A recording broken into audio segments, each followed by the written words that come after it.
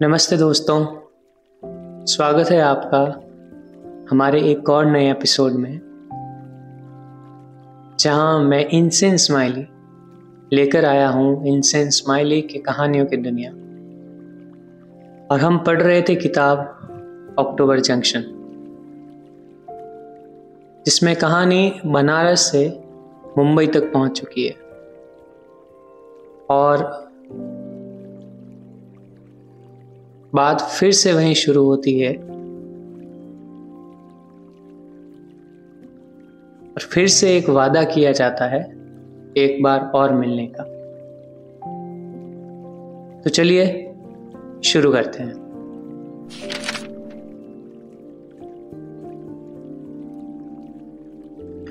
एक साल बाद 10 अक्टूबर 2013, टोक्यो, जापान। सुदीप के बिजनेस में उसके इंडियन इन्वेस्टर की दखल अंदाजी बहुत ज़्यादा बढ़ गई थी। यहाँ तक कि उस पर यह दबाव डाला जा रहा था कि वह कंपनी के सीईओ के पद से रिजाइन कर दे। सुदीप ये लड़ाई किसी भी कीमत पर हारना नहीं चाहता था, इसलिए उसने जापान की कंपनी एस बैंक को फंडिंग के लिए अप्रोच किया था। सुदीप और अभिजात और सुनैना अपनी इन्वेस्टमेंट फर्म एस बैंक के हेड ऑफिस में बैठे थे। सुदीप को अपना बिजनेस बढ़ाने के लिए और रुपयों की जरूरत थी। थोड़ी देर में ही मीटिंग शुरू होने वाली थी। अभिजात और सुनैना अपने लैपटॉप में प्रेजेंटेशन फाइल कर रहे थे। कमरे में एस बैंक की तरफ से एक अमेरिकन और एक हिंदुस्तानी आदमी बैठा था। सभी लोग एस बैंक के चेयरमैन मियाजाकी सान का इंतजार कर रहे थे। आज बड़ा फैसला होने वाला था, क्योंकि अगर आज सुदीप को आगे बिजनेस बढ़ाने के लिए रुपए मिलते तो उनका प्रॉमिस था कि वो लोग अगले 2 साल में इंडिया की नंबर 1 ट्रैवल कंपनी बन सकते थे। मीटिंग शुरू होते ही अभिजात ने बोलना शुरू किया। उसने बताया कि कंपनी ने कुछ अच्छा किया है, उनका ट्रैफिक बढ़ भी रहा है। उसकी प्रेजेंटेशन को बीच में रोककर मियाजाकी सान ने उनको बोला कि आपने तो इससे बहुत ज़्यादा प्रॉमिस किया था। इसके जवाब में सुनैना और अभिजात ने समझाने की कोशिश की, लेकिन उनकी बात से जापानी आदमी कन्विंस नहीं हुआ।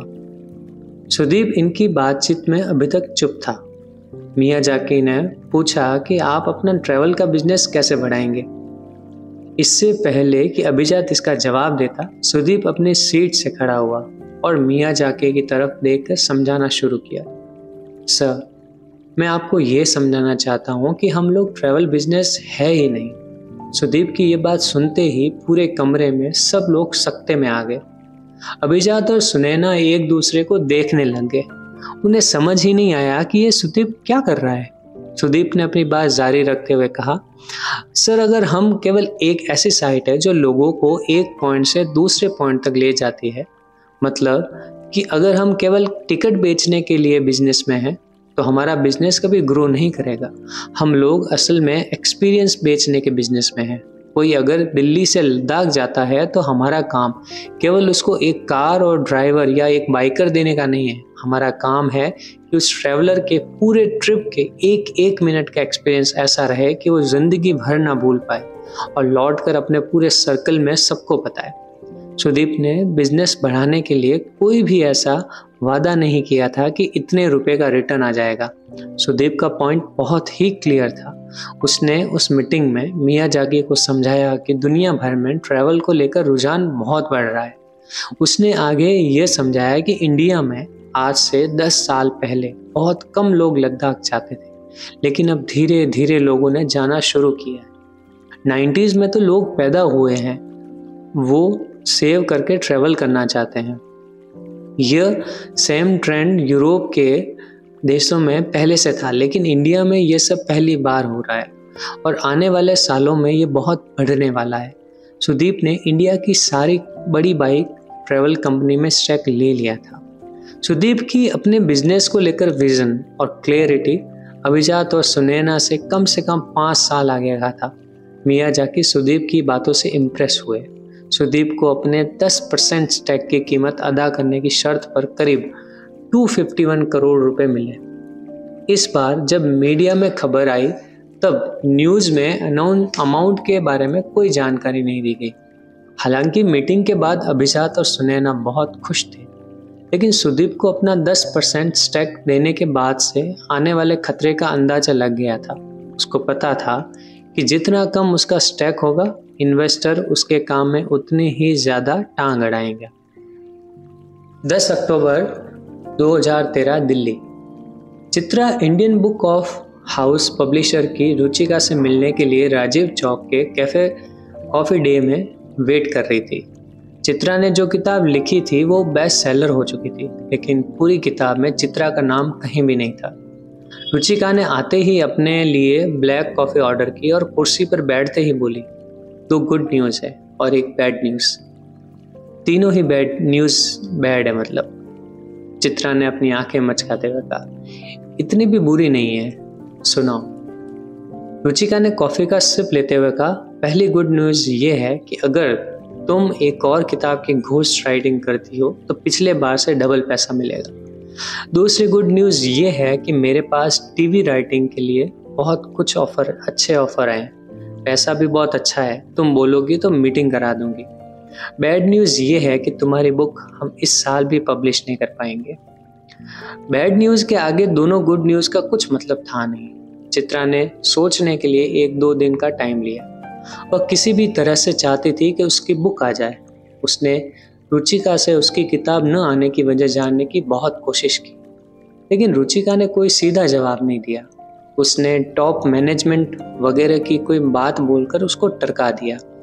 चित्रा को ये उम्मीद थी कि अब तो उसकी लिखी हुई किताब बेस्ट सेलर हो चुकी है, अब तो उसको चांस मिल ही जाएगा। पैसे की दिक्कत तो थी ही, क्योंकि पिछली बार भी घोस्ट राइटिंग करके उसको इतने पैसे नहीं मिले थे कि वह आराम से 1-2 साल काट पाए। पैसे के लिए वह आर्टिकल भी लिखने लगी थी, लेकिन आर्टिकल लिखने के चक्कर में टाइम बहुत चला जाता था, जिस टाइम में वह अपनी बाकी बची हुई किताबें पूरी कर पाती। किसी भी लेखक के लिए इससे बुरा कुछ नहीं हो सकता था कि उसकी अलमारी में न छपी हुई किताबों का कोना बड़ा होता जाए। यह वैसे ही है जिस साल भर में हमारी न ली हुई छुट्टियों का हिस्सा पता नहीं कब बढ़ जाता है। जिंदगी में न जिए हुए दिनों का कोटा बढ़ता जाता है। खुद को सीरियसली लेने के चक्कर में आदमी भूल ही जाता है कि एक दिन सब ठाठ धरा रह जाएगा। हर बीता हुआ दिन अपने न जिए जाने का हिसाब मांगता है। सब कुछ ठीक है और कुछ भी ठीक नहीं है जैसे ख्याल इसलिए आते हैं ताकि आदमी अकेले में बैठकर जिंदगी से ऊब सके, इतना ऊबे कि जिंदगी से आंख मिचौली करने की हिम्मत जुटा सके। ऊबे हुए लोग ही गूगल मैप का छोटे से छोटा रास्ता छोड़कर सड़क के किनारे की पगडंडी वाला रास्ता लंबा लेते हैं। नज़ारे बदलने से नज़रिया भी बदल जाता है। ये बात किसी बूढ़ी औरत ने कही थी। औरतों को नज़ारा बदलने के लिए आदमी से ज़्यादा चलना पड़ता है। चित्रा का रास्ता लंबा भी था और अलग भी, इसलिए मुश्किल ज़्यादा न भी हो लेकिन नहीं थी। 10 अक्टूबर 2013 की शाम को सुदीप और चित्रा दोनों इतने उदास थे कि दोनों का एक दूसरे को पहले कॉल करने का मन नहीं किया।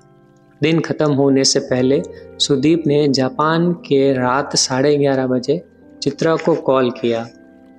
उस समय चित्रा की घड़ी में 8 बज रहे थे। वह दिल्ली में अपने घर पर थी। उसके साथ में कोई लड़का था। चित्रा के लिए ऐसे लड़कों के साथ सोना कुछ नया नहीं था। अकेलापन अच्छी बीमारी है, कभी फायदा करती है तो कभी बहुत नुकसान।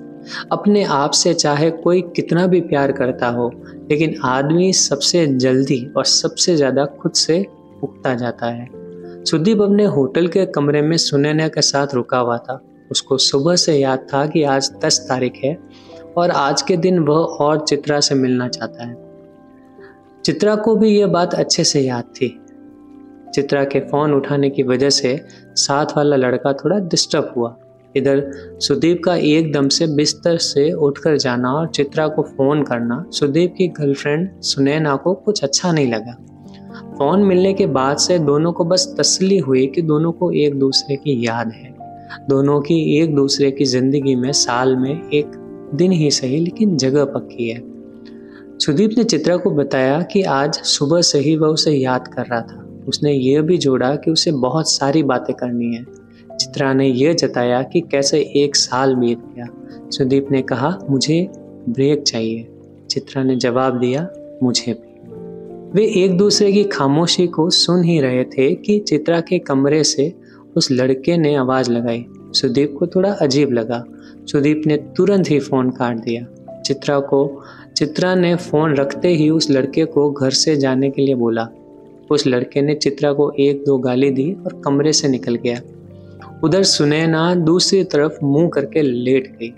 सुदीप अब भी बैठकर अपने मोबाइल में कुछ टाइप कर रहा था। उसने एक मैसेज टाइप करके चित्रा को भेजा, if we are not together for real reasons like kids, security और emotional support, then we should be together for unreal reasons like happiness, good company and comfort.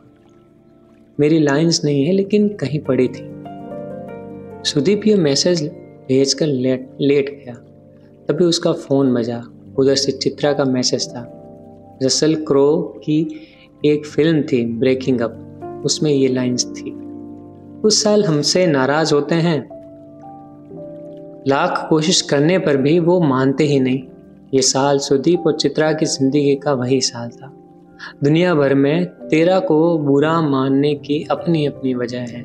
Sudeep और चित्रा के पास 2013 को अच्छा मानने की एक भी वजह नहीं थी। साल बुरा हो तो याद कर लेना चाहिए कि अगला साल आकर सब कुछ बदल देगा। साल 2013 में सुदीप और चित्रा अपने अक्टूबर की 10 तारीख खो आए थे। कुछ पा लेने के बाद जब हम एक गिलास ठंडा पानी पीकर सुस्ताते हैं, तब याद आता है कि हमारा वो एक हिस्सा खो दिया गया जो इतना कुछ पाना चाहता था।